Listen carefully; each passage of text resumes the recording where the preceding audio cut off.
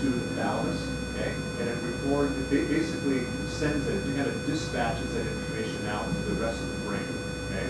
The hypothalamus, which is right next to it, kind of works behind the scenes, focusing on the body, your body's temperature, your appetite. There's receptors there that tell you know how much salt is in your blood, so that kind of regulates how thirsty you are. Okay, and it's also involved with the fight or flight response. When you're freaked out, when you're scared about something, you decide either to fight or, in my case, most of the time, to run. So that's controlled by the hypothalamus. There's also something back there called an amygdala, which functions that control the emotions and, in particular, danger.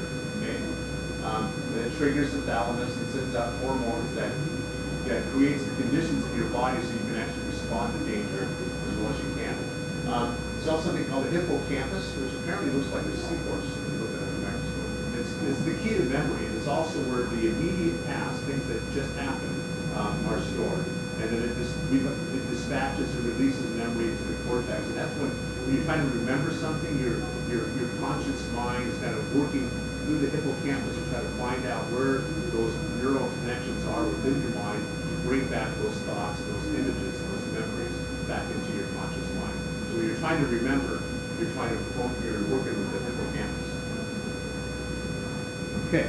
Hope that you were paying attention. Okay. Turn to a different neighbor this time, which is going to be easy because a lot of us turned in, showed up. The older person, we have to talk about that, has to tell the younger person what the cerebellum does. Okay?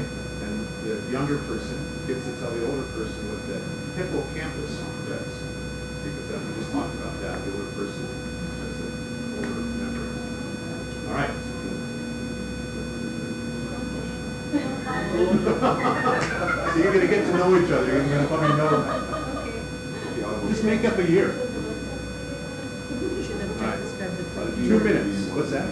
The lovelier person, the older person.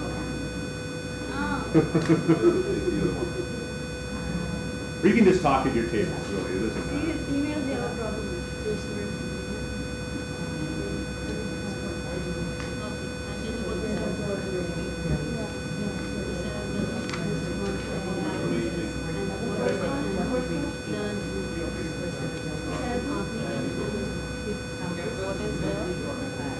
Related to memory. Hippocampus.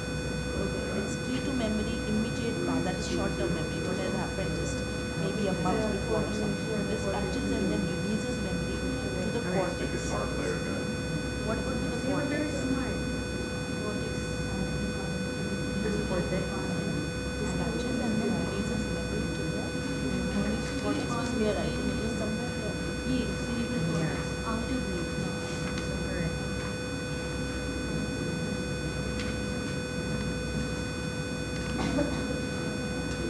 Okay. So it was coming further. Did your table get that cleared That out? is the younger brain. Good to go. All right, moving on. The outer younger brain, it's not quite that pretty, by the way. It's actually gray. It's called the gray matter. That's known as the cerebral cortex. And in human beings, that's the part that's really sets us apart biologically from the mammals. That we've got this huge cerebral cortex because we do a lot more thinking and planning and worrying, that kind of thing. It's a big wrinkled mass. It's actually about a few centimeters thick. It's all kind of crammed into your head there. And if you were to take it out and pull it apart and stretch it all out, it's about the size of a sheet of newspaper, total size. Okay?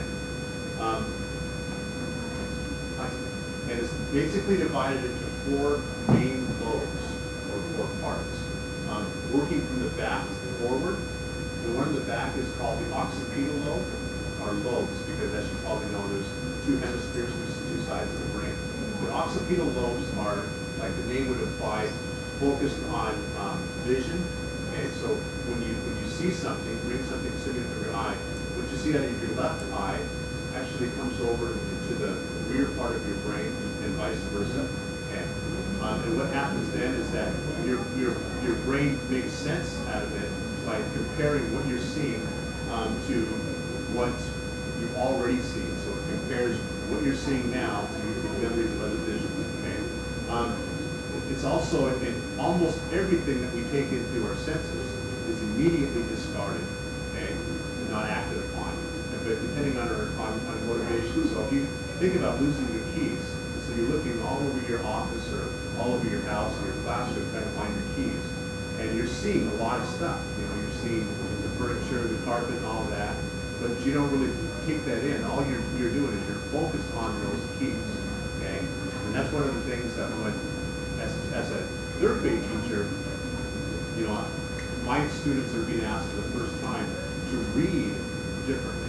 I teach them the skill of skimming, okay? And skimming is a completely different skill for young readers because instead of looking at every single letter, every single word, I say, why don't you see if you look at that page and find out if we're going to be learning about colonists, you know, in this thing. So, and I say,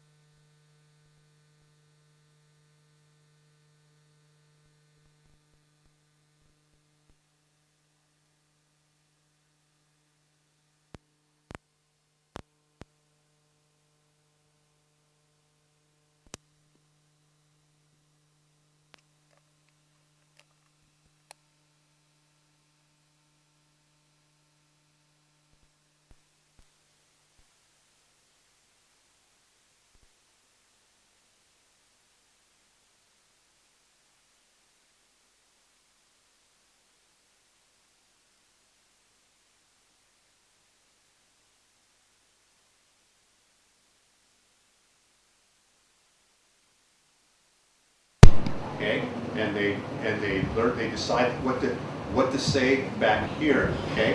When they actually say it, that moves back over to here. There's something called the Wernicke's complex back here that's involved with the actual comprehension and construction, and it moves to the Broca's complex in the front, and that's actually where it happens. So that's where it controls the motor aspect of talking. The same, there's a kind of a parallel process when you're writing. You're composing back here, you're making it happen out here, and of course with your arms. Okay, so that's the temporal lobe. The parietal lobes, which are in front, kind of the purple and the yellow here. The parietal lobes, those are the parts of your brain that take in information from the rest of your body, okay, and they give us a sense of spatial awareness. They're right now focusing on keeping you in your chairs, okay, and knowing where you're at, okay. When you're learning how to do something that involves gross motors or gross motor muscles or fine motor muscles, that's done with the parietal lobes. You decide what to do it up here, but you're actually controlling it down there, okay. And it also controls our focus. So, and that's, one of my sons has ADD, attention deficit disorder, and that's basically, it's a malfunction of that part of the brain controlling his ability to focus. So he has a hard time doing what you're doing right now, listening to me. You know, he'll be listening to me, but he'll also be listening to the machine over there. So it's hard to, you know. And from what I hear, I'm not a pharmacist or a doctor, that when we give children medicine to treat that disease, basically what we're doing is stimulating that part of their brain so that they're actually stimulated and does a better job of controlling the focus. It sounds kind of odd that you give a stimulant to somebody who's already wired, but that's how it works. Any questions? Okay. Yes. Maybe why are we using the terms inner and outer brain, or younger brain and older brain? Okay. I'm not too clear about that. Sure. Yeah, I'll talk about that.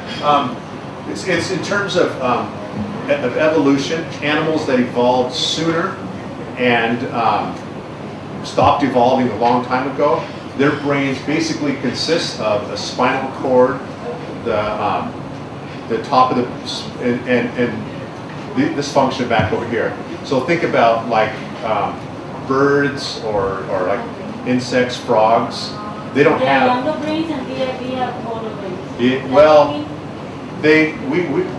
we've evolved at the same over the same span of years, but so we have all of that, but we also have another layer of brain over and above that allows us to do things that they don't.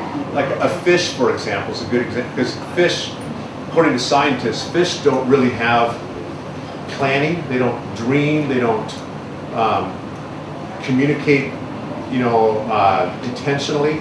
They just do. And it's just basically this part of the brain that controls a fish.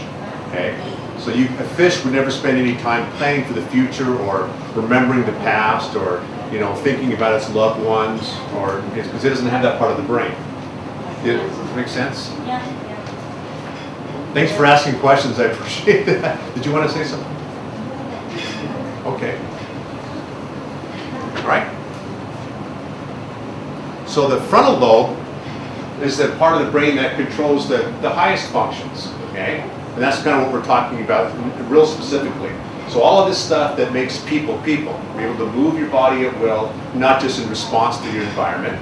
Think about the past, plan for the future, focus your attention, make decisions, solve problems, have a conversation. All of that occurs in the front lobes. That's right behind your forehead there, okay? Does anybody remember how they figured that out? Or this? Can you repeat your question? Do you remember how they figured out what happens where in the brain?